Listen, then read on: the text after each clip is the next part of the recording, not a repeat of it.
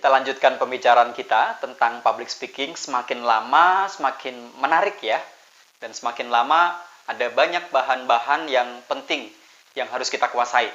Nah, kali ini kita akan membahas sebuah transisi.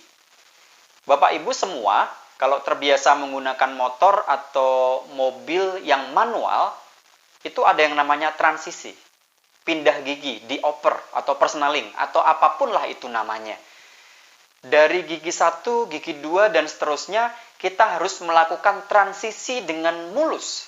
Kalau kita tidak melakukan transisi dengan mulus, jadi wah nggak enak. Waktu kita jadi pembicara juga harus cerdas dalam menggunakan transisi. Transisi adalah perpindahan dari pembukaan ke bodinya sampai nanti ke penutupan. Jadi harus enak. Dan ini juga akan membuat audiens semakin semangat dan penasaran. Dari satu poin ke poin berikutnya membuat penasaran. Bapak Ibu Saudara, ada yang penggemar drama Korea nggak? Wah, orang yang suka nonton film Korea bisa bertahan berjam-jam. Bahkan ada yang pernah mengaku sampai 2 hari, 3 hari hanya berhenti buat tidur dan makan saja. Ya kalau karena liburan ya. Kenapa? Karena si pembuat film jago banget bikin transisi. Jadi sebelum episodenya selesai, itu membuat adegan yang penasaran. Wah, nanti gimana? Sama, waktu kita jadi seorang pembicara juga seperti itu. Dari satu bagian ke bagian yang lain, kita bisa menimbulkan tingkat penasaran. Yuk, saya akan bagikan 3 rahasia bagaimana kita menggunakan transisi. Yang pertama adalah, kita harus mampu menimbulkan rasa ingin tahu. Seperti kalau kita nonton film misteri atau detektif. Dulu saya suka banget nonton film detektif Conan. Jadi orang bikin penasaran, gimana ya? Contohnya misalkan gini. Bapak Ibu Saudara, saya akan menceritakan sebuah kisah nyata. Seseorang yang awalnya seorang pemungut sampah selama 10 tahun. Dan ajaib dalam waktu 2 tahun dia menjadi seorang pengusaha yang berhasil dengan penghasilan di atas 50 juta per bulan. Wah, itu kan menimbulkan rasa ingin tahu. Seperti apa ceritanya? Bapak Ibu pastikan terus mengikuti presentasi saya sampai saya membagikan rahasianya seperti apa.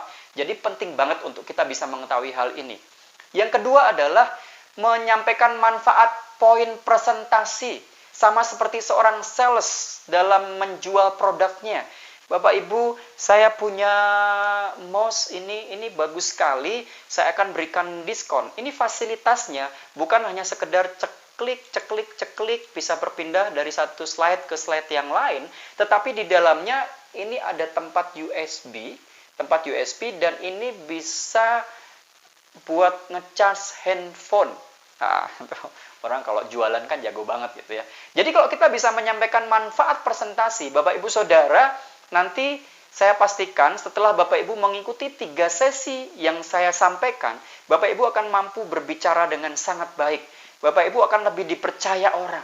Bapak Ibu akan dilihat orang sebagai orang yang cerdas. Jadi orang bisa penasaran.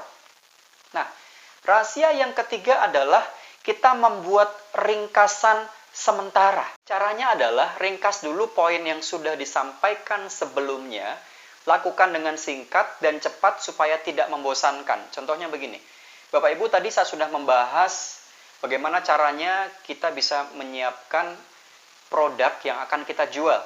Nah, di segmen berikutnya, kita akan membuat daftar atau list calon pembeli dan strategi cara kita bisa menawarkan produk kepada mereka.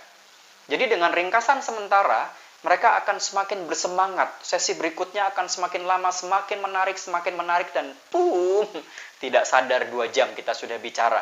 Jadi, kuasai bagaimana cara kita membuat transisi. Terima kasih, saya Andreas Agus.